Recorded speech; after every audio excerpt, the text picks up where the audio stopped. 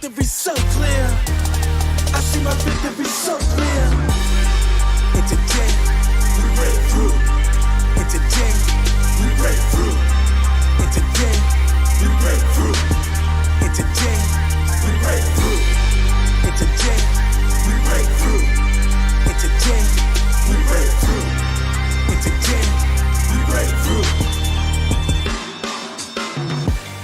I know it's lonely at the top, but that's not by speculation.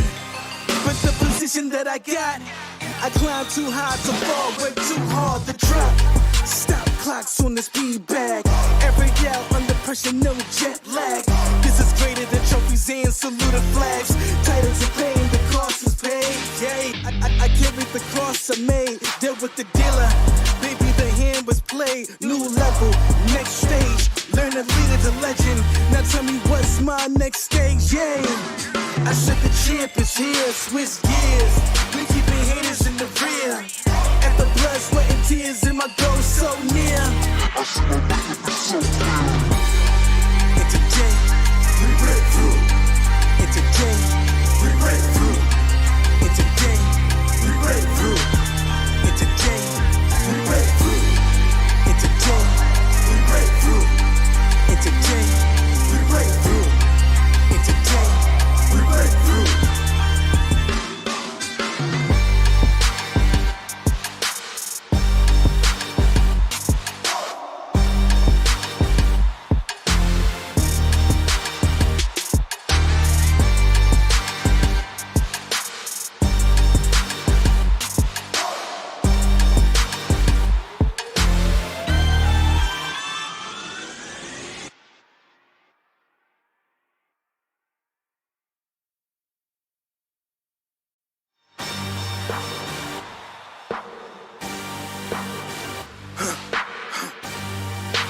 For the victory lap, though.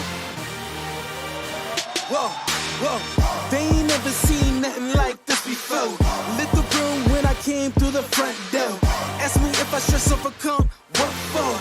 Train under trees, please pardon my sycamore. Touch burning sands, cross lands, and stormy shore seasons in the year, yeah. Ain't no challenge for champions and chain no fear. Yup, the champ is here, switch gears. We keeping haters in the rear. At the blood, sweat, and tears, and my goal so near. I see my victory so clear. I see my victory so clear. And today, we break through.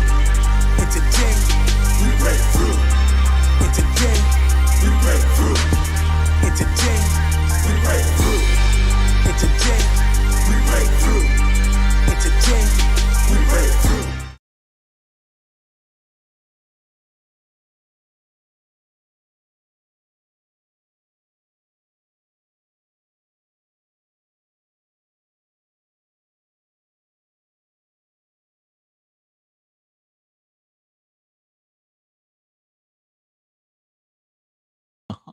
Does not always cooperate. Oh, ain't that the truth? All right. So, let everybody kind of funnel in. We're a few minutes behind because that's, well, how technology works. See, I've got a few folks coming in already. Actually, let me go ahead and make sure I've got the Blazers Edge page up because we've been getting comments in there recently. And shout out to everybody who watches it natively. Let me have a truckload. What's funny is I had, I don't know, probably 25, 30 questions for the mailbag last week, and then the Billups hiring, and I was like, well, those are gone. But I filtered through and what can still be relevant. Yeah, and there's some Billups stuff related here, like assistant coaches and utilization. And I did reach out to a bunch of folks who cover the Clippers to kind of get what little bit of background we can, because believe it or not, the Clippers run a dungeon with their reporters as well too. And they don't allow access to anybody. They use the background and backdrop of COVID to be like, oh, sorry, we can't make anybody else available. It's like, guys, Zoom exists. It's a Microsoft thing. Yeah, it is what it is. So everything that I got was caveated from the folks that I talked to. So it kind of, it is what it is. But Mhm. let me go ahead and pull that up here. I really hate that this wants to act like this Twitter update as far as like searching DMs. It's very irritating now. Oh yeah. It's like, I just talked to somebody. Why are you not searching for that? There we go. There, that's so much better. And shout out to the folks who cover the Clippers for being so forthcoming and giving me a pile of stuff to go off of as far as what's made available. So, well, I guess we'll kind of dive right into it. For everybody else who hasn't been a part of these, I'm going to do these, try to do these at least once a week, especially during the off season. Quick little personal note: I'm about to have ankle surgery, so I don't know what this stuff is. I'm getting my Zach Collins on. I was about to say, hopefully it goes better than Zach's. So I have one of those, the exact same. And again, I'm going to plug them here. Rebound Orthopedic is actually who's doing it. So I pulled some strings and got some good coverage. So there's a good chance that the same guy who's doing mine has done other people of more importance. Yeah, my wife, when she was a collegiate athlete, had more than 3 surgeries done by Rebound. So couple repaired ACLs in there. So. Yeah, this one's gonna be a little bit nuts. I actually broke it the night before I went on my first date with my now wife, and I just didn't take care of it because I was stupid. Mostly, I knew I wasn't gonna outkick my coverage like that again, and I was not dropping that bag. But it is coming back to haunt me pretty fiercely. So, long story short, I will both be incredibly high on painkillers going forward for the next few weeks, which could make for great or awful content. So we'll kind of see how that goes and what comes out of it. But thank you for everybody who's piling in here. Like I said, I'm going to try to do these at least once a week. The goal is to kind of, anytime we have big breaking news, to kind of get into one of these, and then open it up to questions beyond that. And I do have a bunch of mailbag questions. Like I said, I've got 1, 2, 3, 4, 5, 6, 7, I think, coming in. If you guys are in the chat, please feel free to ask questions. Steve and I will get to as many as we can. We'll obviously touch on the Billups stuff. I see one here from Hayden. I've heard Michael Beasley, free agent talk. Do you see him having any type of career resurgence? Seems like a good fit in my eyes. We'll talk about the Beasley stuff because the timing on that is really goofy, if we're being honest. Yeah. Neil always gets his guys. So I went back and found a 2018 rumor that the Blazers are one of like 4 teams on the radar for Michael Beasley. I vaguely remember that. That's when he ended up with the Nets, right? He was with the Knicks and ended up with the Lakers. So I've heard behind the scenes he's gotten things back together for whatever that is. I don't know if he unlocked 11 or 12% of his brain yet, but I think we should just go back to that draft class period. I mean, OJ Mayo's available. Let's just do it. Hey, USC legend, baby. Yeah. Beasley, OJ Mayo. I was all in on both those guys when they were coming into the NBA that year. Let's be honest. OJ as a player was pretty decent. It was, I mean, to be fair, so was Beasley. Yeah. Both of those guys as players, as prospects, were entirely fine. It was other stuff. And super fun to watch in college, too. I just dominant. remember that. Yeah. So that part of it is always cool. I'm here for a redemption story. That part of it is entirely cool. I question the script. We'll just go with this. We'll open it up with this since this is the first one that's in here. The idea of Michael Beasley, even if it is a summer camp invite, what's your initial take on Neil making that happen now? We've seen, I can't remember, there was a couple moves that rolled out today. So I think teams are positioning themselves for Summer League already. Typically, we don't see announcements like this, but I think, especially before the draft, because a lot of the times you're filling your roster out with undrafted guys and a lot of those fringe players. To see a veteran like this is a little odd in timing, but I'm really interested to see what direction this Blazers team is going to try to go in summer league, and because they don't like CJ Ellaby is the only guy that they're sending. Yeah. Like of the guys, you're not going to see Ant or Nas down there. I mean, they No, could no. go, but I think like as moral support, maybe they'll play a game or two. I would Yeah. be genuinely surprised if either one of them played. well, I mean Blevins maybe, but I doubt it too. If he's on And- the roster. and TJ Leaf if he's on the roster Yeah. as well, to give those guys an extended look. But yeah, depending on what happens on draft night, if the Blazers find a way back in, there could be more guys. But overall, we've seen the Blazers teams, especially the year they went and won the summer league title. Summer league title, baby. They really loaded up on some guys that were Fringe who was- NBA players. Yeah, fringe NBA guys. Yeah. That were all good athletes, could do a lot of different things. A lot what Michael Beasley brings to the table. Guys, Your who- favorite Antonius Cleveland? Yeah, yeah. Antonius Cleveland. I'm trying to think. God, he was the Hawks pick, and he was excellent for us in summer league. I can't think of his name right now. God, that whole He was a team guard. He was a guard. Played perfectly NBA style basketball in summer league. It bugs me that I can't remember his name right now. They have run through so many guys in summer league Yeah. in the last couple of years. It's Yeah. genuinely hard for me to remember all of them. All I know is Jarnell Stokes. Is he coming back? Yes, Mr. Double Double himself. Yeah. So I'd be interested to see if they're going to try to really kind of load this team up to maybe get CJ Ellaby, potentially a rookie that they're targeting in the second round, or somebody they might feel Buying a falls- pick or something. Yep. And which I should preface this, my draft manifesto comes out tomorrow, which it goes over Neil's whole draft history, especially with the second round. So basically on 2 occasions, the Blazers have entered draft night without a first or second round pick. Half the time they've gotten back into the action. So in 2014, they sat out completely. In 2016, they traded a future pick and cash to get back in to get Jake Layman. So I would say just how this roster is constructed, they're probably going to get in and try to get somebody cheap. They need a second round flyer guy. They need honestly they need a body, a controlled contract that's going to be less than the vet minimum. That's what they need. Yep. Like realistically, whether it's a piece of some contract, they need bodies. For anybody that didn't see the piece that I did on Yusuf Nurkic, the breakdown video, if you're watching on YouTube or if you're watching natively, check it out in there. I went down the financial aspects of it. They've got $100 million tied up in 4 guys. Like that's just, they've got $112 million tied up in the 7 guys they have under contract. And that's now, that never counted Norm, it never counted DJ, it never counted Zach Collins. So guys that you might figure were going to be like rotation level players, that's $112 million. Should be 111. 112 is the cap. So they need contracts that are value deals. Like they need to figure this stuff out to kind of get things going. And John Jensen, what do you see Anthony's role with Chauncey as coach this year to be?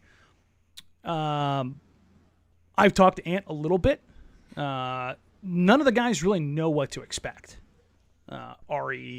What Chauncey is going to do. Anybody who says that they know what Chauncey is going to do outside of Neil, outside of Chauncey, you can't listen to it because nobody knows what kind of system he's going to run. Nobody knows what kind of assistants he's entirely going to bring in. There's guys that they wanted to bring in. I can tell you right now, they wanted to bring Fizdale in. Fizdale was on the short list. He was suggested by multiple people to the Blazers as a guy that relates well to players. And from what I understand, the Blazers are going to try to get coaches that relate well to guys to get the buy-in because they're leaning heavily into it wasn't the roster.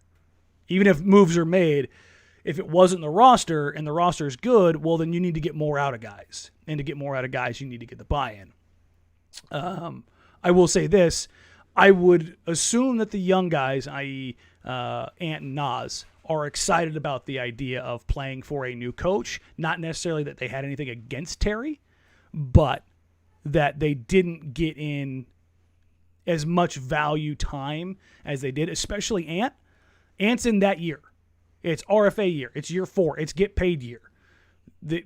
Whether you agree with it or not, selfishly, these guys want to get paid. They want to get their money. This is how this works. So I would expect at least his role, I think Ant just wants to be on the floor more and have continued that straight line like what we saw the final 15 games of the season where he's getting 18 to 20 a night, bare minimum. And I think at this point in his career, I was doing the numbers. Steve, what do you think Ant's career catch and shoot 3-point percentage is? I think I did a feature on this 3/4 of the season ends. It's high. I want to say like it's in the 60s, isn't No, it? his catch and shoot is 46 for his Okay, career. I thought it No, was during last season it was. It sat at like okay. 57, 58, but for his okay. career it's 46, which Okay. that's a good percentage. When you're working in the catch and shoot that effectively, that's good. I would hope to see that he is used in other ways. I would hope to see his game grow. Because of the condensed offseason, Steve, we're going to get #muscle watch. Oh yeah. On everybody pretty quickly. We're gonna get hashtag Simmons actually has a jumper. Too. Oh, it's already coming. Did you not see it pop out yesterday? I saw that. He's hitting pull up 30-footers with his feet pointed to the right and his left hand pointed. Thing of beauty. It's how I line up for like my mid-range game. not working. It was so bad. It's so bad.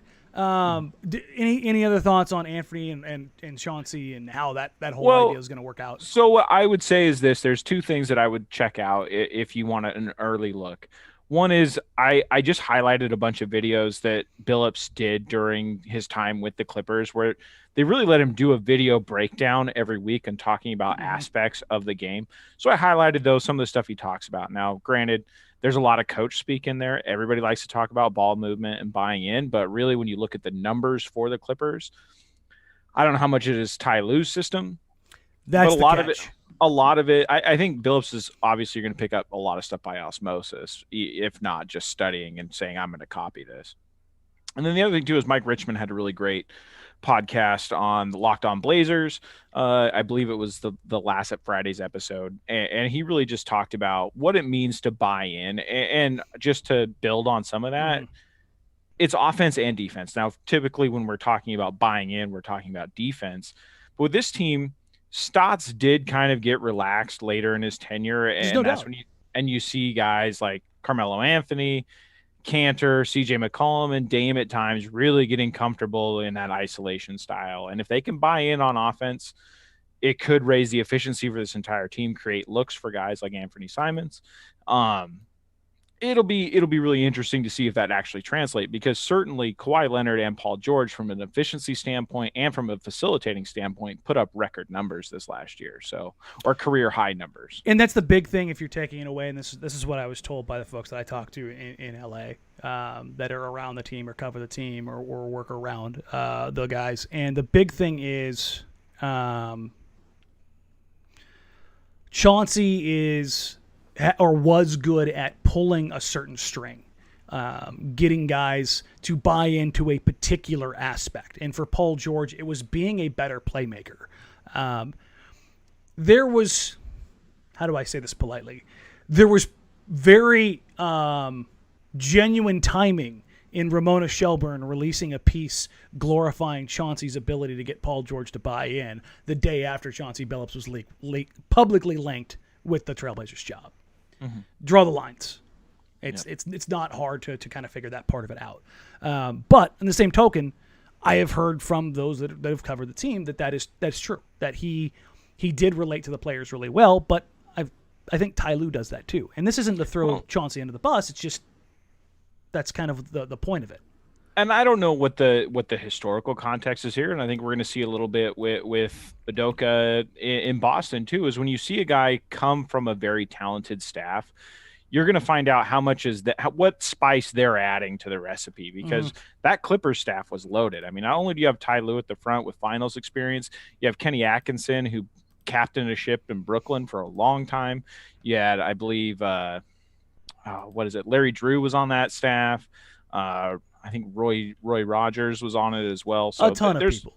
There's a lot of very qualified coaches on that staff. So I'm interested to see what Billups was adding to that and what we see directly here in Portland. Now, Dan, of the guys that are still out there, who do you like who would you like to see the Blazers target to maybe complement some of what the Blazers are doing? Because I have a name in mind. I'm interested to see if we're thinking the same thing. As far as assistant coaches go, I have heard Sheed's name linked privately. So I don't know how much validity there is to it, but somebody said I could see it. He has done work with a couple teams before, particularly the Knicks. But as far as coaches with backgrounds, the two that keep popping up are Atkinson and Yeager. Those are the guys that I keep hearing. Both former head coaches, both former experienced guys, both are adjustment guys, and both kind of made their bones on the defensive side of the ball. So if you're trying to tick those boxes in what we have seen, those guys make sense. Also, Warren Laguerre clients, which let's go. That matters still. For anybody that doesn't know, Chauncey is the first coach in 30 years. I think the first coach in 30 years that wasn't a Laguerre client. And no, I'm not joking. Like it's the line there has been there for a very long time. I'm trying to think if there's one in between that I'm missing that was a short timer or something like that. And it doesn't count the interims. So if you take the interim guys out of the full-time guys, the coach and GM have been Laguerre clients for a really long time. So that part of it matters. Oh, hey, look at that. Milwaukee's opened it up on the Hawks. So they're actually going to take care of business. If you're wondering, the sliding scale of whether or not Chris Middleton will be traded kind of hinged on this series. So it looks like Chris Middleton will likely stay in Milwaukee. Let's go ahead and catch up on some of the questions. While I catch up with the questions here, you said you had somebody else in mind. Well, Dave Yeager was the name for me too. Yeah. But the other name that I've kind of thought about as far as making things easy and translating, one of the things that Jaron Collins was praised for coming out of Golden State was his ability to relate defensive schemes very easily for an offense-first team in Golden State. I haven't heard of him getting more interviews since he's departed from the Warriors. And really, it sounded like it was a lot like what David Vanderpool was searching for when he left the Blazers, where he wants a clear-cut associate head coach job. Basically, if something happens, he's the coach in waiting. That's the line. And I think really depending on if Kenny Atkinson does get the Orlando job, which it does sound like he's a finalist for, I don't believe they've hired anybody yet. I think Collins should be on a short list for the Blazers, at least to make a call about, now that we're seeing Scott Brooks interview with the Lakers. We've seen Fizdale land with the Lakers. So some of these guys are getting snatched up. Yeah. So it'll be interesting to see where this goes. It goes pretty quick. And that's the thing is with these coaching hires, I think you're actually going to, once the Blazers start getting them, they're going to go pretty darn quick. Cassell looks like he's going to be probably an assistant in Washington. I think they're leaning towards Darvin Ham. As last I heard, I'm still not entirely sure. I've heard a couple different names in Washington, to be honest. If I'm to believe Chauncey and to believe what I've heard behind the scenes, I think it's going to be a mixture of veteran head coaches and former players. That's what I think you're going to see. You're going to see the Cassell type, not necessarily Sam Cassell, but I think you're going to see a guy like that, a guy who cut his teeth in this league in a particular manner. And then I think you're going to see former head coaches. Like, here's how to walk Chauncey through how to do this. Here's how to do this. Because it is a learning curve.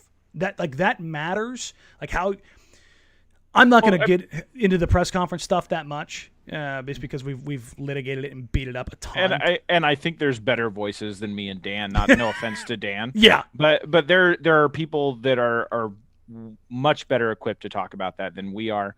If you are interested, the Blazers Edge podcast, Dave and Diaz, yes, they really tackle it. If you are interested in that side of it, I recommend you check that out. But I will say this though. I mean, even just going back to the Blazers history, Jay Triano played a big part in Terry Stotts getting his feet wet here. So a very experienced guy, not a lot of head coaching experience, but a guy who'd been around the league a long time. He's still running things for Team Canada, isn't he? Yeah, I believe so. Yeah. Which they took a tough L today against the Czech Republic. So that'll happen. Yeah.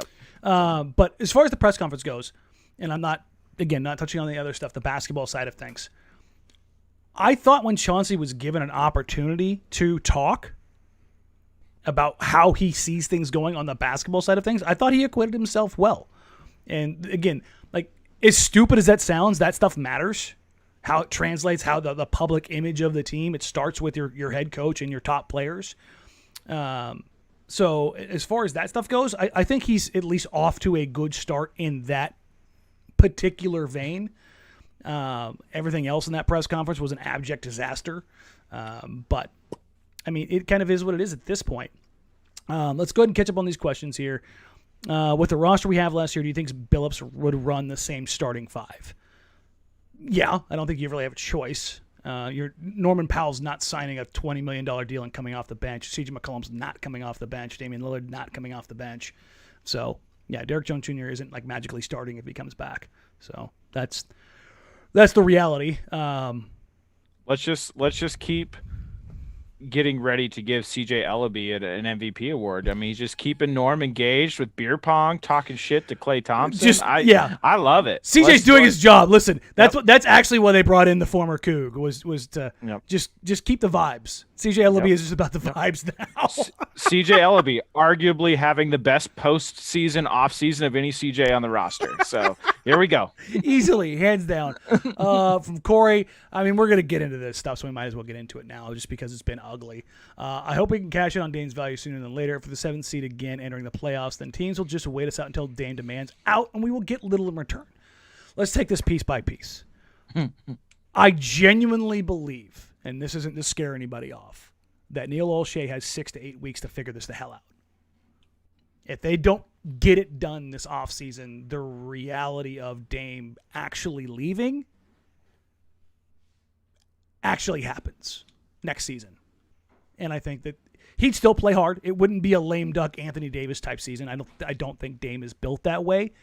But I believe that there are people in his camp who would, their voices would say, hey, man, you have spent a decade here and you have not gotten the team put around you that you deserve to have put around you. And they would have the ammunition to say, it has been 10 years. You have not had the team. And you look at every other top 10, top 12 player in the NBA, every single one of them has had some help put around them. Literally, I've gone through it over and over and over again. I'm trying to find somebody in the same situation, and it's not there. Like, even Porzingis has had a prior All-Star bid, you know. Granted, it was in the Eastern Conference. I don't care. They have tried to remake that team multiple times already in just a couple years in Dallas. I mean, they've tried more in Dallas with Luka than I think they've been willing to try in Portland. Do you think the only real comparison, and granted the Timberwolves did a lot, but I think the KG situation is probably the only reasonable comparison here. Yes. So, but as far as the demand, the difference is in all of those situations, whether it's James Harden, whether it's Paul George, there's 4 years. They can wait it out all they want. It doesn't matter. Here, like, if you're looking at the calculus behind it, Dame's entire image is crafted on loyalty. The Blazers will not trade him unless he demands a trade and has to do it publicly. I do not think he's the kind of guy who is going to blow up his brand. But he's going to have to make that demand publicly, and that leverage is going to be there because the years are there. You're not talking about trading a guy who doesn't have years behind it. And while I don't think they're going to send him to Basketball Siberia, like they're not sending him to OKC, they're not sending him to Orlando, New Orleans, it should be on the table. Mm-hmm. Like a team like New Orleans who can, right now, they can put together the best package. They don't have the best player. Ingram's a good player. The Celtics have the best player in Jaylen Brown. But the Pelicans can give up to 8 picks in that regard. You have a pool of assets from the Drew Holiday trade and the Anthony Davis trade, obviously. I would say this, as far as the loyalty brand goes, the Blazers' inability to get out of their own way on anything recently allows Dame to sever his contact and salvage his brand at the same time. Because I would say a good majority of the fan base, that we've seen in recent weeks, is more aligned with Damian Lillard than the team itself, especially the team under Neil Olshey, especially. Yeah. I think he is going to be able to navigate it. I think when you have Chris Haynes coming out and saying, I had nothing to do with this hiring process, whether or not that is based in reality or not, that is an effort to make sure that there is a clear separation here to where if things do have to get, a little spicier down the road and things might be damage control for that brand, I think he can draw on that. And I think they're already building that case to don't get it twisted. What they have done over the last 6 months is lay the groundwork. And that doesn't mean they want out. It's building in that trap door. For everybody who's worried about it, you should be. Because they are laying that down. when you're talking about $1 million brand, you have to do this work. Yeah. Just how the Blazers, a multi-billion-dollar property, should have had some form of plan when they knew they were going to hire Chauncey Billups. So this is a tale of two preparations here, and possibly. I'm not saying that everything Damian Lillard is doing is disingenuous, but I think when you're managing that much money and an image and generational wealth that will impact that family long after all Forever. of us are gone, Yeah, I think you have to make these moves and be careful with what you do, what you say, and how you position yourself. Entirely. Here's a question and a follow-up from John. Thanks for the answer or the response on Anthony. I live in Phoenix now. It's a good time to be here. What did Phoenix do that Portland has been unable to do? And I think that's a really good question in the sense of they didn't bottom out. The Blazers never bottomed out. They tried to retool, and Dame is too damn good, and they never bottomed out. They had one opportunity to genuinely fix this team. And it's not 2016. What year is it, Steve? Enlighten me, Dan. Did Utah make a trade and make a pick right around what you're talking about? 2017 draft was the one time the Trailblazers had an opportunity to genuinely improve this team, and they bombed. They bombed. They bombed. They bombed. They bombed. This isn't revisionist history. I was there day one. I was in a room with 500 people. Steve was there with me, and I screamed, "Ah!" And I can't finish that word into a microphone because they took Zach Collins. They took Zach Collins, and they screwed themselves. Mm-hmm. And even in the best possible scenario of Zach Collins, if he stays healthy, he doesn't – he's a center. He was never a 4. The whole idea that they were going to play him at the 4, he was never a 4. And the news about his ankle surgery, the third one, is crappy. I genuinely feel awful for the guy because there's a good chance he's done in the NBA. And I'm not joking. Mm-hmm. If he does come back, it's going to be on a vet minimum. He is not getting years now.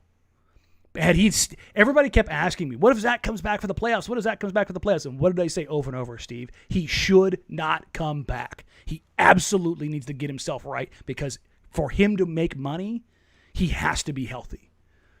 And he's not. And now if he gets right, he might get a non-guaranteed deal. Like that's the level that he is at right now. And I would also say, I mean, I don't want to piggyback too much on the Zach Collins thing as far as the original question, the difference here between Phoenix and the Blazers, because there are some similar lines here. Yes. There are some similar lines here. You have two smaller guards that are offense first for the most part. Now, Chris Paul's kind of everything, but he's getting up there in age, which has limited his defensive ability. So you do wonder, like, what went wrong here? But, I mean, you have to understand that, like you said, they got the first pick. They took DeAndre Ayton, which, he's not Luka. But he's damn good. He's not Trey, but everybody knew he was going to be a 20-10 guy. Like, if you look back on what I said on draft night, what everybody else was saying. I called him young David Robinson. Yeah. Like, he's physically, what he did to Jokic was incredible. Jokic basically flat out said that nobody else has covered him that well. And then they got lucky on some of these moves that the Blazers have tried, but just haven't quite hit. Yeah, they got the Bridges move was incredible. Mikal Bridges, you get Jay Crowder instead of Derek Jones Jr. And let's be honest, the Blazers wanted Jay. They made a call on Jay, that was something that we discussed well before free agency. Yes. We have the receipts somewhere buried in our text threads.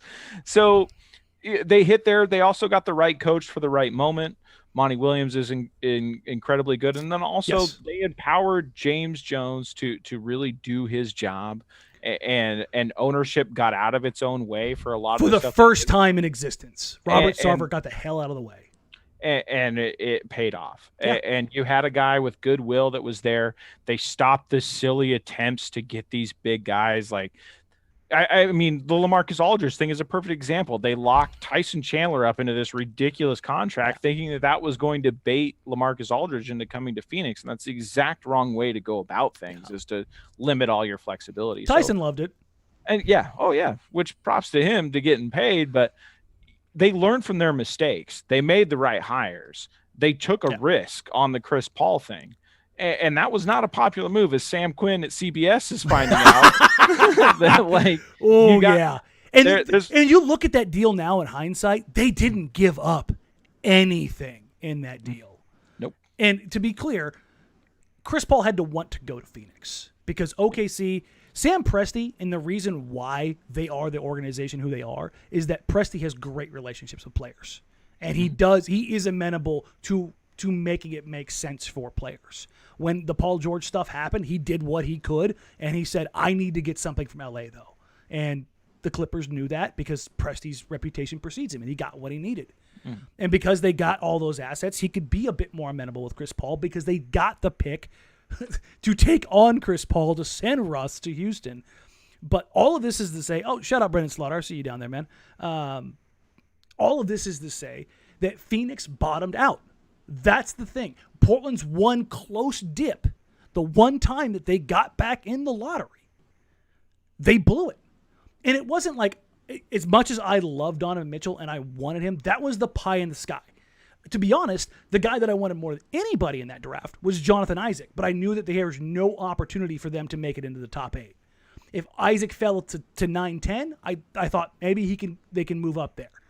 But I said, listen, if you're going to move up, a guy like Donovan Mitchell would be great because you could get him for 75% of his production of C.J. McCollum for $4 million a year.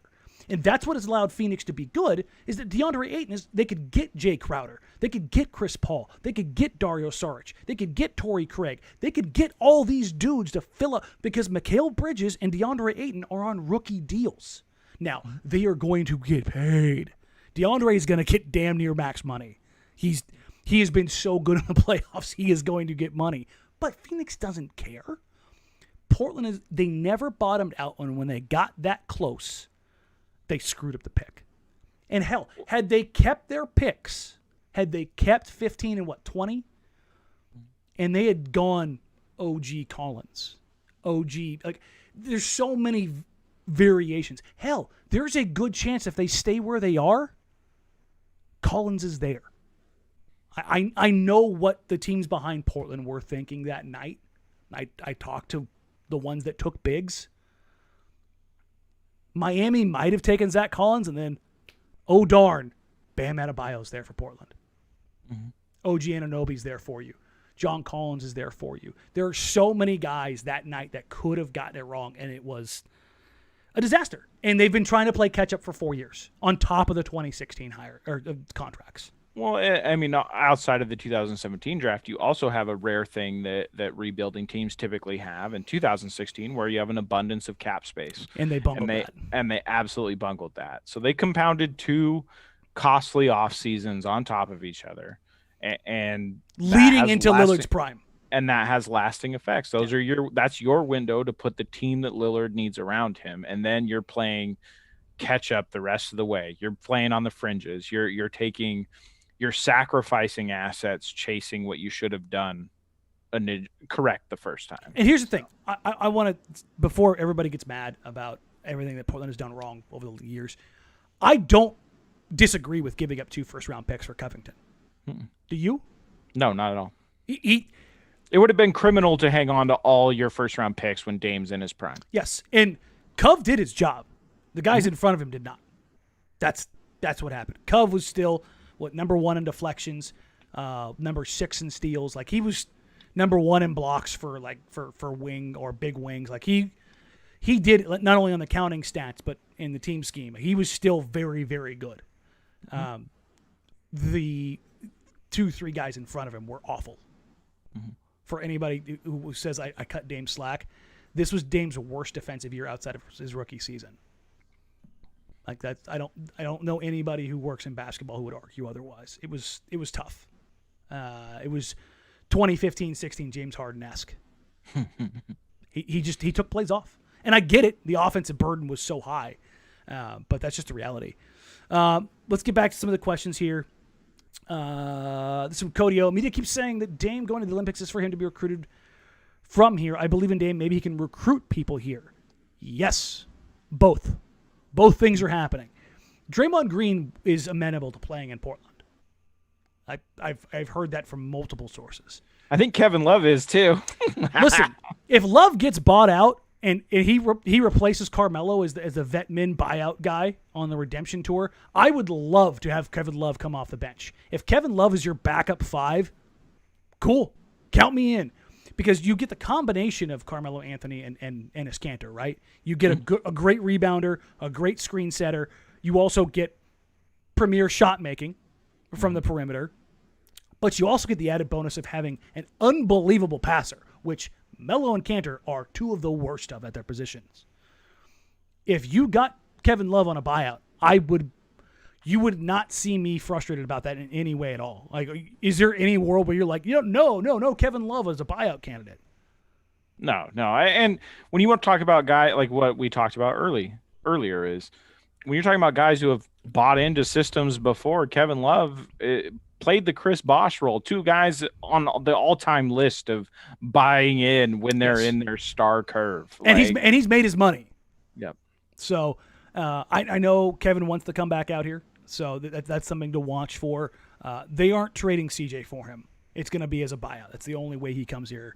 But as far as the Olympic guys go, you saw them name drop 2 guys. One, Draymond, 2. The other one was Jeremy Grant. Mm-hmm. Jeremy Grant's shown he's a pretty solid player on both ends of the floor. He's shown that he can be very valuable as a higher usage guy. With Detroit winning the lottery, Jeremy Grant makes sense for them because he provides coverage for Cade or Green, depending on which way they go. But he doesn't really fit the timeline, so to speak. But they're not going to just give him up. But I could definitely see a world where Jeremy Grant makes sense. It'd be a 3-team deal where you move CJ somewhere else and younger assets. Hell, maybe it's a Philadelphia situation, where Simmons ends up in Detroit because I think he's a year or 2 younger than Jeremy, and Grant and some of the young guys or some of their veteran guys end up in Portland. I could see that happening. It'd be hilarious to see Ben Simmons have to waffle in Detroit, but then you also getting duplication of Cade and Ben. But it's just one of those things where it's like where you're trying to figure it out.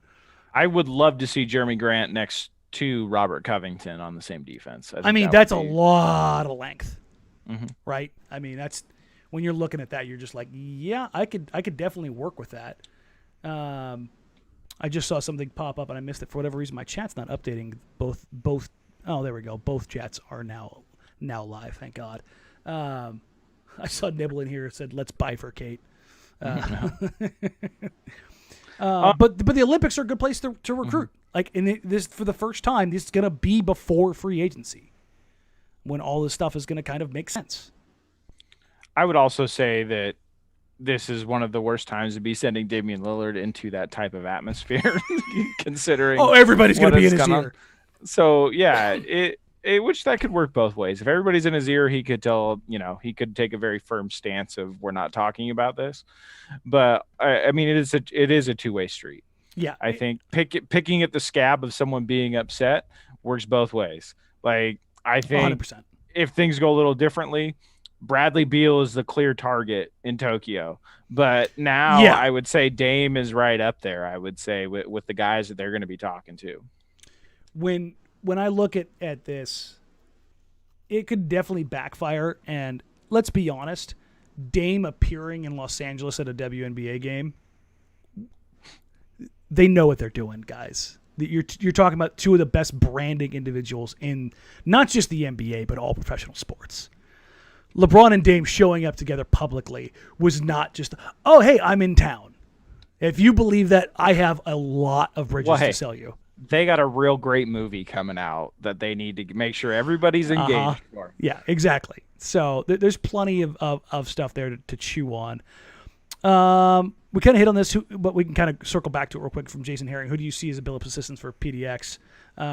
Real quick, I mean, Yeager, Atkinson, Rasheed Wallace are names that I have heard. I would imagine... I have heard that there's maybe some stuff about Collins that's keeping him from being a head coach. So that's something maybe to keep in the back of your mind. But it's going to be interesting to see who kind of ends up there. he's going to want to surround himself with veteran head coaches or guys who have that previous head coaching experience and then former players. I think that's kind of the way it would go. Also, I want Torrey Craig for Portland. I mean, they've got a guy like that, and he's smaller, but Derek is that guy. And I think if you're looking for somebody to get a change of coach that might benefit the most, Derek's probably that guy. I will take Torrey Craig's entourage, though. 10 out of 10. 5 stars. Those guys are a great time. My first summer league, he was trying to make the team there. Absolute blast. Those guys were great. They know to live life. Yeah, exactly. So those guys, I want them, not Torrey Craig. But Torrey Craig's fine. He's fine. The question I want that I don't think anybody's asked really, do you see anybody that's on the current staff or was on Terry's staff that might stick around, whether that's in the video room or one of the lower assistants? Yim. And that's the name I kind of keep coming back to. I think the organization they love him. Yeah, they love him. They've made sure he has been front and center, rightfully so. I feel like he's a part of the culture. He's a part of the community. And as long as Damian Lillard is here, especially, I think Yim has a spot here as long as he wants to be here. Yep. But I'm glad we're on the same page there. The other coaches, typically, it's just that's the unfortunate side of this business is Tibbetts, Moran, Oz. I mean, McCollum. They'll all get gigs elsewhere.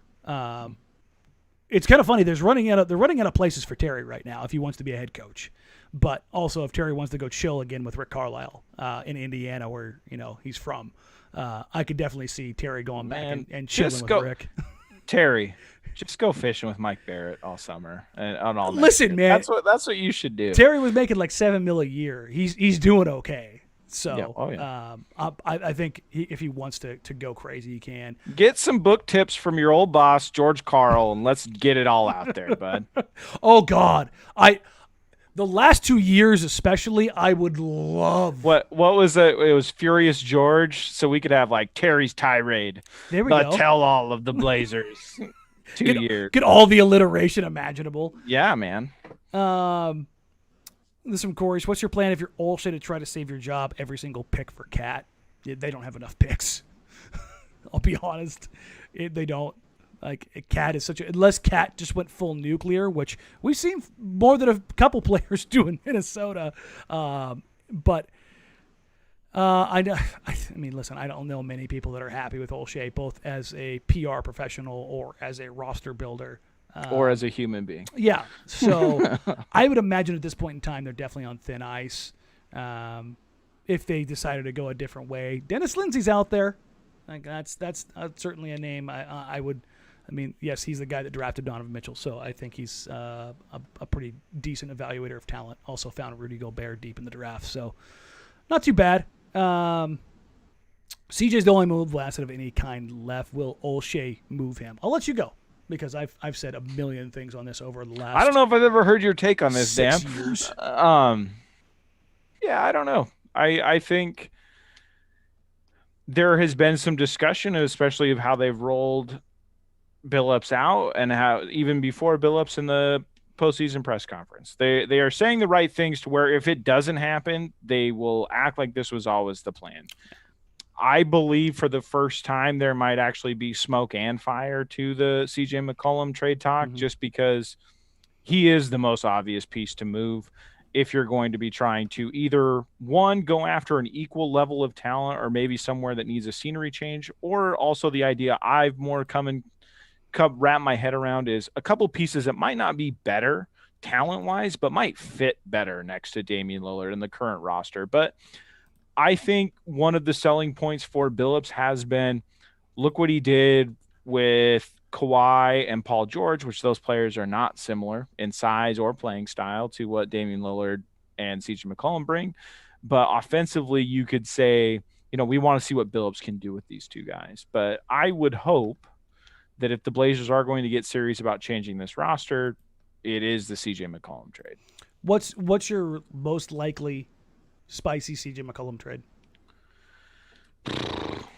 Well, I mean, the obvious one has been the Ben Simmons talk, but are you ride or die for Ben?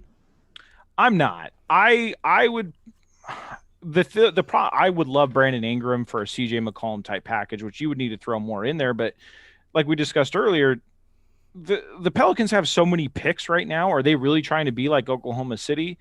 They need equal return as well, because you want to talk about institutional trauma there that's similar to what the AD. Blazers had when LaMarcus left. It's what they're going through now. They really don't want to screw up this Zion Williamson thing. And I don't see them just, getting a CJ McCollum and picks. Like, there's got to be another part in there. Now, like Dan's alluded to already, you can bridge that gap with the 3-team trade, but I'd be interested. I'd also be interested. I think the Knicks are someone to watch as well, because I think they are talking about getting a really big name player, which I just don't think that's available on the free agent market or on the trade market. So when you get into that second tier, CJ McCollum is near the right top. there. He's got to be near the top of that list. So I would be interested to see if they will circle back to the Blazers. If it's not for Dame, maybe it's for CJ, and what they can put together potentially. Yeah, after losing AD, you can't lose Zion. Like, you can't, man. Mm-hmm. Like, that's just such a brutal look. But if you're Portland, you're also in a situation where they don't get something right. They could lose Dame. Yeah, so you can't lose Dame after you lost LaMarcus. And exactly. And here's the thing. I'm not a big Colin Cowherd guy, but he said something the other day that I thought was really spot on, in the sense of, this is not a 5-year league anymore. It's a year-to-year league. And you start looking at it, and you're like, Toronto takes a shot, gets Kawhi, gets a ring. The Nets load up Kevin, Kyrie, Harden. The Bucks go all in and get Drew Holiday. It's the Clippers. They give up everything for Paul George. Like, look at what they gave up for Paul George. That's the Herschel Walker NBA trade. Like, the pick swaps, SGA, who's a stud, and Gallinari, who just went to Game 6 in the Eastern Conference Finals, is a solid piece for the Hawks. Mm-hmm. Like, you are making moves. You are going at what's available right now. Enough of the, we can run it back one more time. If nothing, this Denver series, the one thing that I'm happy it went the way that it did is you can't point to some BS and say we were injured or shorthanded or this or that. No, it was a medieval hellscape of a loss. Everything was on fire, blood, bodies, burning, just disaster. CJ got outplayed by 3 dudes on the back end of a roster. Damian Lillard had maybe the best playoff performance in NBA history, and you got run off the floor. That's not just a coaching thing, folks. I hate to tell you. That roster needs to be redone. And as much as Neil sat there in that press conference over and over and over again talking about it wasn't the roster, it was the roster. You know how I know? Because literally every other person who covers the league, who's been around the league, who has been plugged in this league, has all said the same thing. It's the roster. Well, and I think even O'Shea, to give him the smallest fraction of credit, changed his tune slightly in that press conference this last week. Yeah, he counted himself by saying they outperformed expectations. Yep. So I don't know. We'll see what happens. I would say these 3-team deals come together really fast. I would assume the Blazers would hopefully be on the phone for those. And really, we've seen other teams go and do this. I mean, the Bulls went and got Vucevic at the deadline. I mean, they took a big swing. That's a fun team, man. Got like an all-star. Vooch and Levine. If Kobe figures it out, Patrick Williams. Williams. Here's me eating a plate of shit. But yeah, I mean, that's how it goes, right? Let's derail Blazers for a second here. Let's go NBA wide, since the Bucks just punched their ticket to the NBA Finals. Giannis, from everybody that I've talked to, Giannis is likely to be available for Game 2. Game 1 is up in the air. That's how I've been told. Phoenix, Milwaukee. Who do you like? I don't know. It's so hard to know with Giannis what he's actually going to be in this series. And honestly, that knee was terrifying. And if he's a little limited, I could see it working out for the Bucks. I mean, the Bucks played some damn good basketball without him. Brook So, Lopez is actually pretty good. yeah, and Chris Middleton might be a top tier star given the runway, the usage. So as long yeah. as he's playing at home. Yeah, oh yeah, that's true. Road Chris Middleton is a disaster.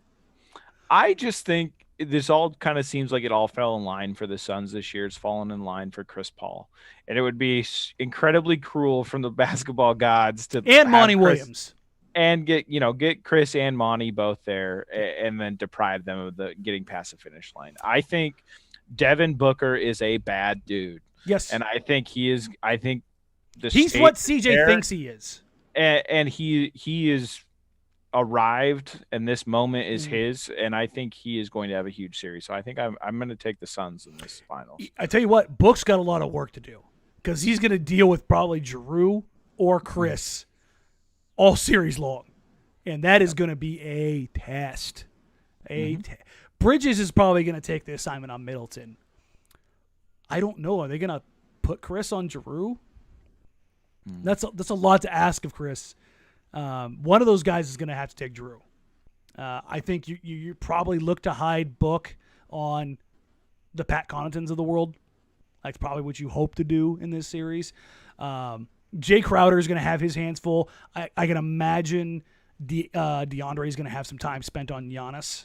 I think they're probably going to do that both ways. It's going to be interesting. The cross matches are going to be interesting. Yeah, what they're going to do with Ayton if he has to come out of the paint a little bit and guard Brook. So, which if you're talking about a guy at his size that moves his feet, there's nobody moves their feet better than DeAndre right now at that size, and that's that's why I called him the David Robinson Jr. is because he's incredibly agile because we had him was his rookie year. I got to talk to him before the game because they had that preseason game against the Suns, and just talking to him, it was just like, you have got to be kidding me. Like, he came in the league as a grown-ass man. Like, there's just Zion's the only guy who I've seen come in the league outside of Ayton who you're just like, good God. You don't get 18, 19-year-olds that are built like that. They're absolute freaks. Ayton came in ready to hang with the dudes day one. Now his brain's catching up. Are you picking Phoenix or are you picking Milwaukee? I think I'm going Phoenix in this one. I'm going to go Phoenix in 6. It's crazy. I'm all right. I think this screams a 7-game series. It does, but in those situations, I remember I picked Denver in 6 and ended up being Denver in 6. Everybody thought I was crazy in that matchup, and I was like, I don't think this team's as good as you guys think it is.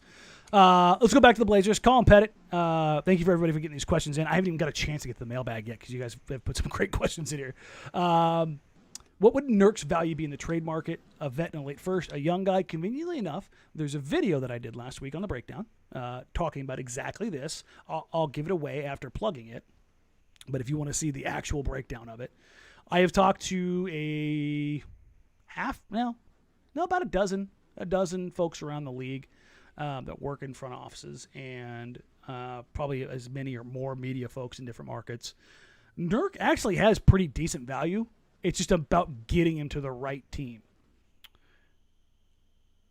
Gunderson had a trade proposal that was wildly stupid but fantastic at the same time the other day that sent CJ to Philly, Simmons to Portland, Nurk to Los Angeles, and I think it was Kuzma THT to Indiana for Miles Turner back to Portland.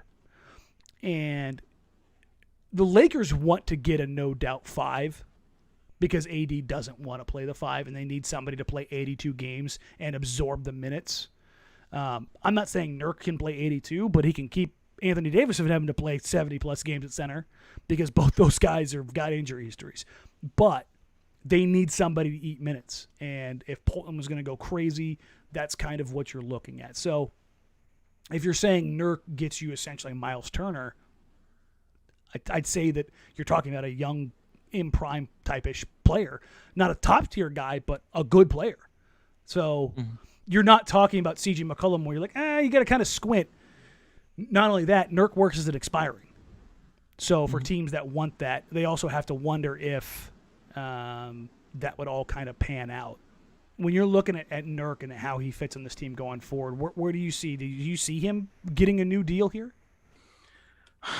I go back and forth on this because if I'm looking at this from a perspective of clutch, I'm thinking, do you want to reduce the potential negative impact if things go off the rails this season with having both Chauncey and Yusuf in the same market on the same team? On the other side, I'm probably licking my chops. I want to keep Nurk in Portland because Zubac, yes, he has a bunch of flaws, but had his best, from an efficiency standpoint, his best season, had his best offensive rating this season. Billups has already made it a point to bring him up. That should be highlighted. Is he did point that out. And in the videos, like I mentioned earlier, right when we started here, I did a post of some of Billups talking over some video sequences of the Clippers. He loves to talk about Zubac. I would assume that he wants a test run with Yusuf Nurkic, with his passing ability, with his court vision. And I mean, the first thing, I think one of the things Billups did say was, Nurk hasn't put up the numbers that I believe he should be putting up. And that's something that me and you have talked about on podcasts going back, 2-3 years now. I think he sticks around. I think clutch. I think the Blazers, I think they want a longer look at him. And I think with hiring Billups, and if they recommit to Nurkic here, I think they've built some goodwill with Nurk's representation here. The question that I run into with this stuff is again, we're talking about the money. The Blazers have so much money committed to Dame and CJ. That's why the restructuring needs to happen if it doesn't make sense because, again, you've got $112 million committed to 7 guys. That's Dame, CJ, Nurk, Covington, Ellaby, and Nas. That's your 7. Yikes. Norm's going to get $20 million. Mm-hmm. DJ has got a $10 million option. Zach is out the door. So an asset that you had, and this matters, by the way, an asset that you had control over as far as the qualifying offer is gone. Now you have to go get a vet min big. Now you have to go Cody Zeller shopping because apparently Portland needs another white guy.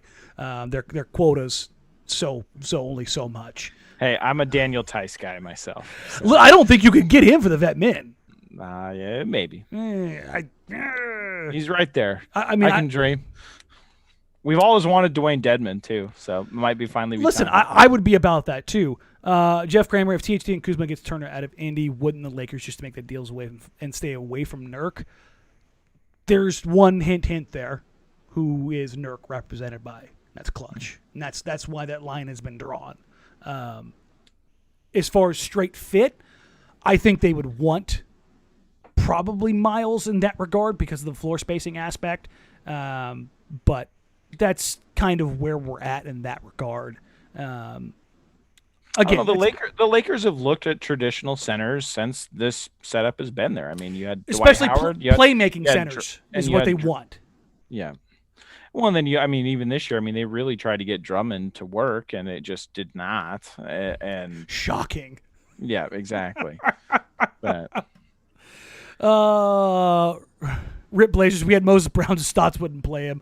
Look at him now. Well, yeah, it's very easy to shine on a team that does not give a damn. And here's the thing. Hey, I love Moses Brown. Listen, you and I both love Moses. Moses is a big, giant, cuddly teddy bear. Fantastic dude. I heard from multiple guys when he was here. He had dominant practices, but it was not translating to the court. And it was all up here. Mm-hmm. And I remember the pressure was on. They had the G League showcase in Reno that year, his first year he was there, and he went down there with the Blazers, I believe on the Dallas team. And I remember Jonathan Sharks texts me and goes, "Who is this guy? What the hell is he doing?" Everybody's talking about him. He is a monster. And I was like, because yeah, Moses' size is unreal. He's a legit 7'1" with wings, and I mean this in the most effervescent way. An enormous ass. Like, that man clears the paint when he boxes guys out. It is a joy to watch, and that's why he had those couple 20 rebound games. He's not quite Yabusele, but he's getting close. Oh, he's got a badunk. Like, he is a thick with like 8 C's. He's got a great instinct for blocking shots and defensive rebounding. And incredibly high field goal percentage on putbacks. But sorry to interrupt you, but go give me your Moses Brown. No, I mean, I just overall, whether it's not Moses Brown or not, I would hope the Blazers moving forward take a more serious approach with two-way contracts. I hope someday they get a G League affiliate. Well, the league is going to force them. Denver and Portland are going to be forced. Denver's already got theirs lined up. They have theirs lined up. So just Portland now. Yeah, they will be forced to. That's happening. And the point I try to make with that is this. The Blazers have two guys on their roster. One worked out, one didn't. But they both paid a premium to get him. They used basically the full MLE to get Derrick Jones Jr. They traded 2 first-round picks for Robert Covington, which granted Robert Covington had a long career before he got to this point. Yes. But those are two guys that cut their teeth in the G League. It is so much more cost-effective and smarter management to develop those guys in-house. Yeah. Whether or not they're playing at that level for your team is a different thing. But if you're able to take that development and turn it into a win-now asset, it makes sense. And the Blazers just have done a poor job of putting that infrastructure in place and utilizing it correctly. Because the thing I have reservations about, going back to one of my original points, is them trading back into the second round. I think it was a lot more common for teams to get back in late when the two-way contract didn't exist. Now you're seeing these teams who take their G League affiliates very seriously, yes, drafting guys directly into two-way contracts where they might not be as willing to do taking the cash undrafted offer. Guys and slotting them into those spots. I think this free agency, or excuse me, this draft class, I think you're going to see guys who were that should be second round guys that are, instead of getting a training camp invite, are going to take those guaranteed two-way deals. I think that's going to be the wave because of the extended days you get on them now. You don't have to mess around with the stupidity of, well, you can only have – just roster them. For the love of God, you've got an 82-game season, roster them. And that's what the league has started to wisen up on, is that rostering those guys makes sense, because then you can send them down and then you can bring them back in without having to worry about it. If you want me to get really down in the weeds, I mean, we can talk about the two-way deal is something the Blazers can use. But because they don't have a G League affiliate, they can't use an Exhibit 10 contract. Yes. And what is an Exhibit 10 contract? You basically tell a guy, come to our camp, we're going to pay you this much money. And if after the camp, even if you get cut, if you report to our G League team, you get a bag. Yes. Now, it's not a lot of money, but it's guaranteed money if you get cut and you show up to that G League affiliate, because then you're keeping those guys in-house. Again, in-house. Them in your system. And the Blazers don't get to use that avenue. The Exhibit 10's like $400,000, isn't it?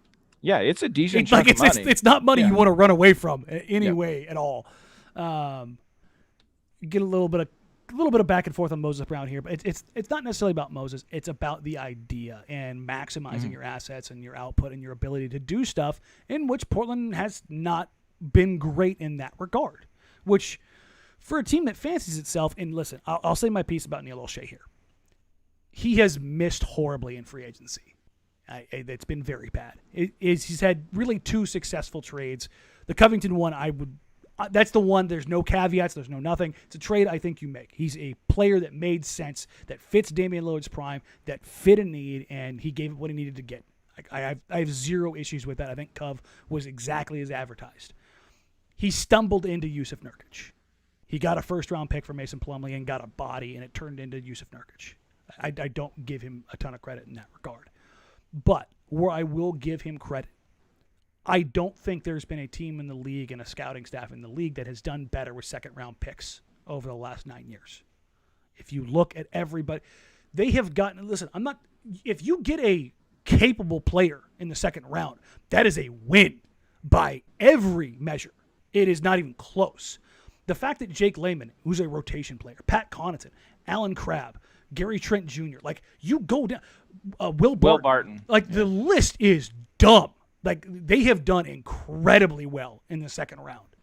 Now, they have bombed some first-round picks, but listen, Caleb Swanigan is going to be the one that's on my resume forever. I thought he would be a rotation-level backup big for 10 years. Turns out he can't shoot over anybody taller than him, on top of every other issue that was present. But they have done a fantastic job with second-round picks. And if you're that good at unearthing those guys, why the hell wouldn't you want to capitalize on the G League and two-way deals and Exhibit 10 deals? That's something that's always been weird to me. And I will defend a little bit the trade. I mean, I think the Enes Kanter deal this last year, Taking him into it, yes. Tossing Mario out, good deal. I will say this. I think the Aaron Aflalo trade was the right trade at the right time. It just didn't work out. I was very mad about that. If Wesley Matthews stays healthy, that's a totally different setup. Aaron Aflalo plays a huge role off the bench, something that was the Achilles heel. Ooh, I shouldn't bring Achilles into this, but I'm doing okay.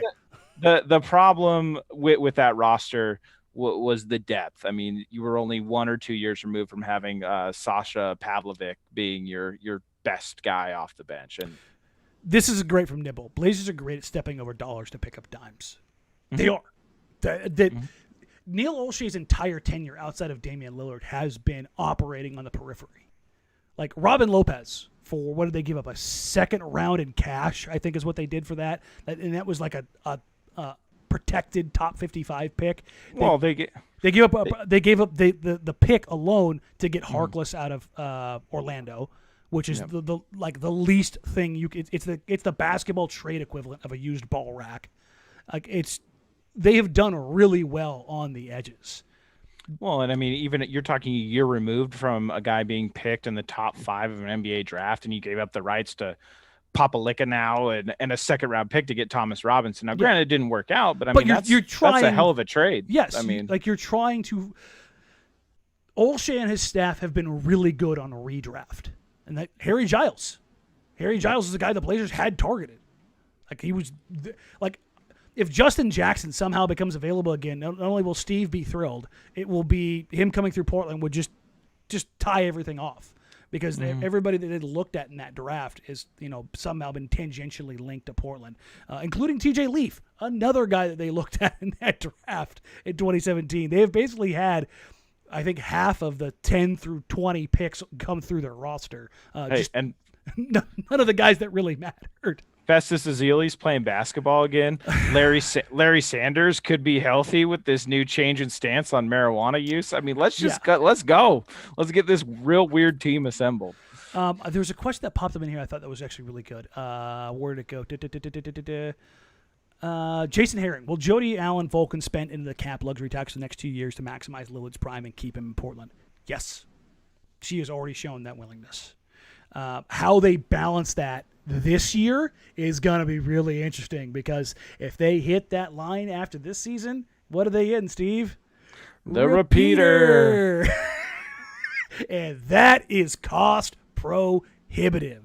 And that's why they have to figure it the hell out now because you either have to know or you have to hit that easy button and reset. Otherwise, you were in Warriors territory where you were paying a tax bill that is equal to your salary, which is bonkers. Like, I get that it's billionaires. They still care. And they have to keep the balance relatively sane because they're going to sell the team.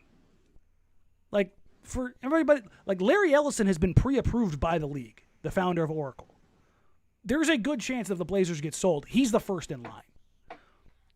Here's what I always wonder about, too, with the big luxury tax bill that's looming where the Blazers clearly need to make a trade. Yes. If I'm a franchise like the Rockets or the Heat, where I'm enduring some serious financial problems as an owner, I would try to torpedo any potential trade and undercut the Blazers wherever possible because you know where that luxury tax goes? The team's under the tax. It gets divided up for the teams under the tax. And this is a tactic that I don't know if it happens. But it happens. It absolutely happens. If I was a broke owner, broke boy, I would be constantly undermining trades for luxury taxpayers. Like, oh yeah, I can beat that. Whatever you want. Remind me again, Mickey Arison. What industry is he in? The cruise industry. Oh, weird. Tillman Fertitta. What industry is he in? The station casinos and restaurants. Yeah. What industries got hammered for the past 18 months? What two owners are rumored to be potentially considering sale? And here's the flip side of this. Jody Allen, for what makes a ton of sense, is holding onto this team right now as they comb through things and whether or not they want to keep the team. The flip side of the luxury tax payments, what happens, Steve, when Seattle gets a team let's say Minnesota moves or they get an expansion there and Las Vegas gets a team, how much money goes to the owners that are already out there? So you're talking, I believe the league sticker price is saying $2.5 billion sticker For price two for an teams. expansion teams. So $5 billion, all that money gets divided to the existing 30 Divided teams. by 29. How much money is that, Steve? It's a lot. So, and that's just there. That's just, whoop, that's in the owner's pockets. So if you're talking about Jody Allen willing to spend, I think over the next 2 years, yes. What do you... I got a kid who's ready to go to bed. Oh, okay. If you got to go ahead and go. I can wrap this up I'm gonna here. hop on. I really appreciate this opportunity. Everybody, great questions so far. My draft manifesto drops tomorrow, but I got a 3-year-old that is more important than the off season. So All right, guys, give me 2 seconds. I'm going to reset this here real quick, and then we'll come right back. We'll kind of wrap up real quick, okay? all right, thanks, Go. Dan. See you guys. Bye, guys. Bye.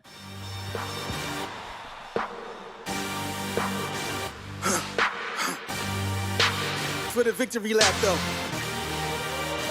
Whoa. They ain't never seen nothing like this before. Lit the room when I came through the front door. Ask me if I should overcome. What for? Train in the trees, please walk my sycamore. All right. We should be good here. Thanks to Steve. Thanks to you guys, everybody who's hanging out. Quick transition. I'm going to make sure we get a couple of these questions here before we kind of wrap things up. But yeah, Jody's going to spend. I definitely think that Jody is going to spend the money. I am not worried about that in any regard. I don't think that's going to be an issue. There was a couple other questions I saw pop up in here as we were going through those. Give me 1 second. Blazers finally take chances in the trade market and go in with making Dame a champion. You're not going to get any argument from me in that regard. I don't think that's something that's any kind of a hot take or anything wild that's out there. If you're talking about this team, the Ben Simmons one makes sense. Even if you don't like Ben Simmons, if you're talking about like talent alone, I was talking to somebody today, and if you are convinced and if you believe Ben Simmons is the most talented guy you can get, but you're scared of X, Y, or Z, if you can just get him for 2 years, and if you can get him with Dame for 2 years, if you can recoup something for 2 years, maybe you rehab and you flip him. But you have a talent that you can't get otherwise. And that's why the risk makes sense as far as the going big in that regard. Because after Ben, the drop-off is pretty severe when you're talking about talent. I think you're probably looking at a talent deficit as far as it pertains to CJ, which I think is a little bit different. Outside of that, gets a little weird. Let's see. This from Jeff, which Jeff, I love you, by the way. Your stuff has always been great, and you're wonderful at what you do. You guys are having trouble hearing me? Let me bring the levels up a little bit. That should bring it up a little bit better. Let me know if you guys are still having trouble here. Going from one output to another is always a little bit weird. When they've used cap space to make an unbalanced trade, they've been successful. When they've used cap space to sign a free agent, it hasn't worked. The Parsons one. Eesh. The guys that Neal hasn't signed has been pretty bad. Franklin's World was Chauncey putting up a front when speaking on how he will utilize McCollum. To Neal whisper him that he wants to move him. So here's the deal. I think the messaging, like if you saw Nurk in Bosnia, I had it on Twitter the other day, that he was told that the only thing that was going to change is the coach. I think that's a little bit of a Kim Hughes there where he's saying what he was told. But I think that they wanted to highlight, like, no, we're committed to Dame, CJ, Nurk, da-da-da-da. I have a pretty strong suspicion that CJ is being shopped hard. I would be very much surprised that if CJ was on the team next year, genuinely.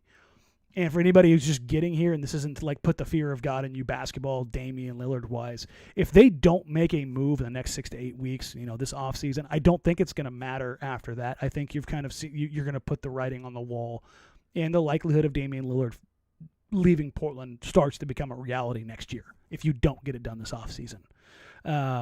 Nibble's wondering, I think you're asking what kind of guitar is behind me. That's a PRS Santana. That's one of my babies. Which I haven't played since I've moved in. So March 6th, God, I've had almost no stop in between getting everything done. Listen, Ben Simmons and Harrison Barnes, Rip Blazers. Yeah, I mean, listen, I'd love that. A capable wing and then a premier playmaker and the best defender in the league. Yeah, listen, that's the kind of reshape I'm here for. This from Jason. Interesting to me that during the Chauncey presser, Dame of course mentioned, CJ mentioned, Nurk mentioned, but not Norm. Noteworthy. Question mark. I don't think so, because Norm is now a free agent. I don't think legally they can talk about Norm. I'd have to read the bylaws on that, but I don't think since he's now a free agent, I don't think they're allowed to talk about him. So as far as the team personnel publicly, so I think that's kind of how you have to take that. If there's been multiple places for Neil O'Shea to be removed from his position, I think, over the last 6 weeks. I think multiple people have argued that. From a purely basketball perspective, I think if they traded Gary for 3 months of Norman Powell and they Aaron Aflalo this and got nothing out of it, that's more grounds for a termination than this PR stuff from a basketball point of view. I don't know how you can play with Damian Lillard's career in this regard and not put the right guys around him. And I think it's been pretty depressing, as Dimitri says. Having 2 non-super teams in the finals helps the Blazers convince Dame to stay. I think that matters in the sense of the Warriors distorted what a super team was. They legitimately had 4 Hall of Famers during their primes. Steph is arguably the greatest shooter of all time. Kevin Durant is maybe the best isolation scorer of all time. Draymond Green is probably the best defender of this generation, and Klay Thompson is one of the best 3-and-D guys to ever play the game. And everybody was chasing this whole idea of what the Warriors are, when you can't chase that. You can't chase that level of insanity. Like, that doesn't happen. Like, even the Jordan Bulls didn't have that. So using that as the model, I don't think makes sense. I don't think even using the Suns or the Bucks really makes a ton of sense because they both did different things. And I think that's where there's a lot of, well, how do we do this? Neil said, well, just, adding all-stars doesn't make you a competitor. It sure as hell helps. The Suns added an all-star. Like, Chris Paul, really good player. The Bucks added an all-star, Drew Holiday. If the Nets are healthy, they added multiple Hall of Famers. Like, adding talent matters. Anybody who is saying otherwise, cuckoo. Like, they're nuts. That's just the reality of it. And it was a stupid way to kind of dance around it. But as far as getting back to the whole idea of, like, convincing Dame to stay, I genuinely believe that Dame wants to stay here and finish through his prime here. And if he's going to leave, Twilight, Dwayne Wade, go play a year in his hometown, go to Oakland, or go to Utah and play for the fans there for a year. Something along those lines. But 15 years in Portland, I don't think it's out of the realm of possibilities. But I think the noise gets loud from his team, from his staff, from the people around him that say, you have not had the team put around you for a decade. And that's why I say, if they don't get this summer right, I think it's going to be the end. Jason Wells, if we wait until the regular season for a trade and things start going downhill, every other teams, they are going to have all the negotiating power.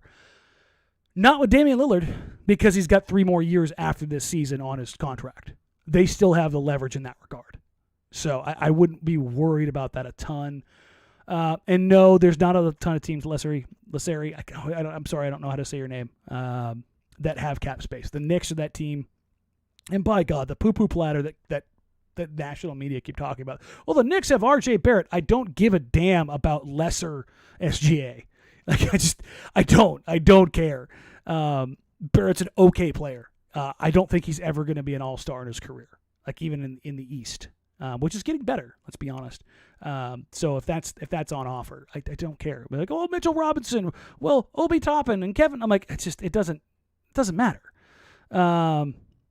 Neil's one heck of a salesman. Yes, he does. I listen.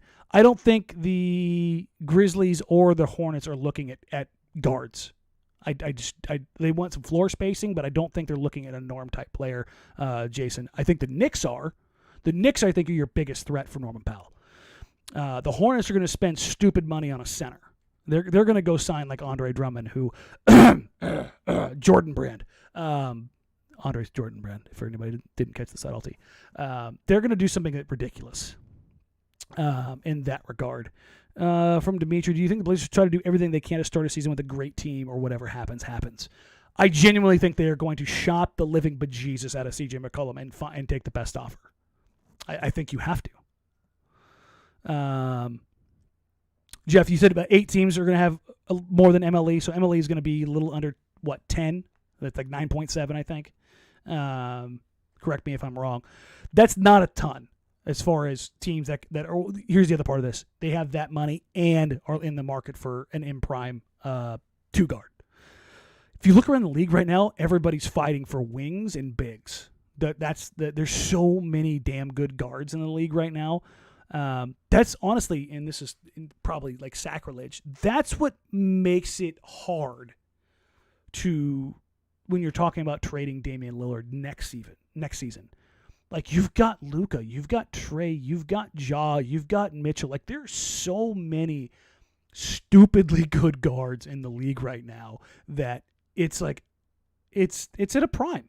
And when you're talking about that's what's hard to find, like the right fit, and where if you're gonna do it, where if it happens, the likelihood of it all comes from a team like the Pelicans or the Thunder that have a truckload of picks.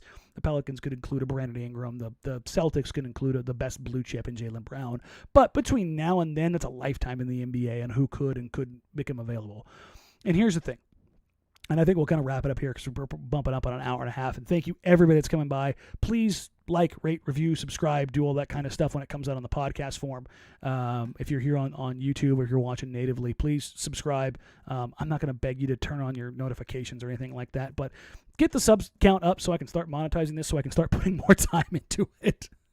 That's the thing, is I've got some stuff that I'm going to announce here in the next couple of weeks as far as what I've got going, which I'm actually really excited about. Signed some freshly inked paperwork over the last couple of weeks, so I keep having to wait because things keep popping up behind it. But again, thank you everybody for hanging out. I appreciate this. What makes trading Dame difficult is that none of the stuff lines up. None of it really makes sense right now. What could happen between now and then is just mind-blowingly different. That's the thing. Listen, go read Hollinger's article breaking down the Dallas and Portland front office stuff. It's a disaster. It genuinely is. And I don't care what your opinion is of Neil. I don't care what your opinion is of Chauncey Billups and the allegations and the civil case in 1997. And I'm not trying to dismiss your feelings or anything about that. That's not what I'm, for anybody who's thinking about those lines. I'm just talking about purely PR for both teams. They both mismanaged everything. Behind the scenes, everybody in Portland knew about Chauncey in January. Like that, anybody behind the scenes, we've all known about that for a while.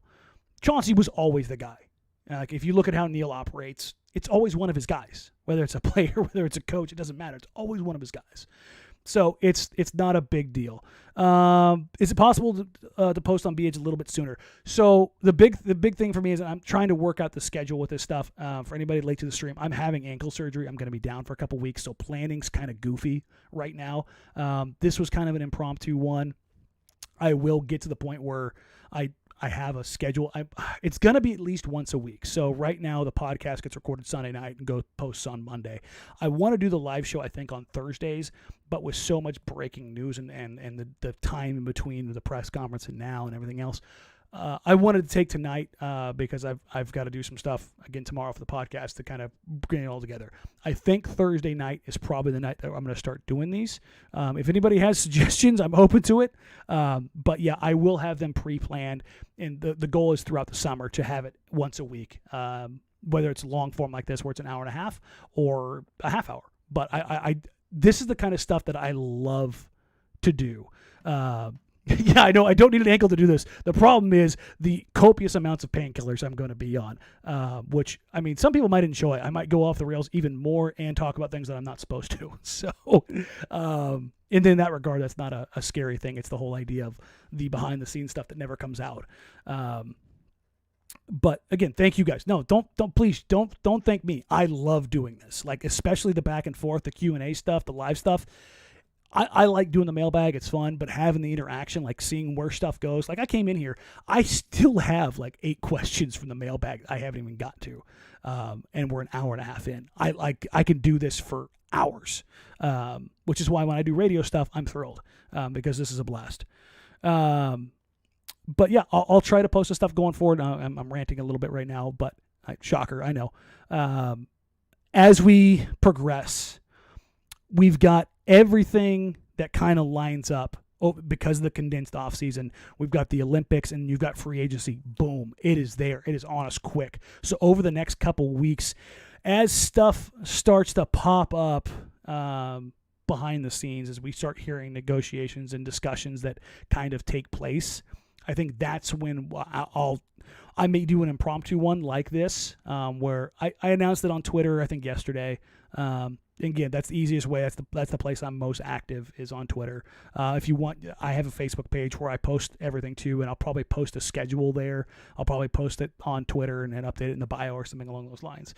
But as we progress through the offseason, that's when we'll start hammering these home. And once I have an idea of who the free agent targets are going to be, because those targets are going to change depending on who opts in, who opts out. What free agent big they're going to have to get to replace Zach on a vet min, whether or not they trade CJ McCollum. Do they look at trading Covington? Do they look at trading Yusuf Nurkic? Like I genuinely believe that this offseason, everyone sans Dame is on the table to be moved. So it's going to be nuts. Please keep the questions coming. You can DM me on Twitter. You can just send me a tweet. You can email me at danpmeringue@gmail.com. Whatever you want to do. IG, I think my DMs are open as well. Whatever medium you want, if you want to talk, shoot me a message there. I usually get back to you pretty darn quick. Thank you all. It's been an awesome hour and a half. Keep the questions coming. Like I said, I'll have the podcast out tomorrow. I'll have the condensed version of this basically. And then from there, we'll just kind of keep going. And again, please subscribe, like, rate, review on the podcast. And again, I'll have some more stuff breaking in the next, hopefully I'll be able to announce here in the next week. And we'll kind of wrap it up there. Until next time, we'll talk soon. All right, guys? Bye.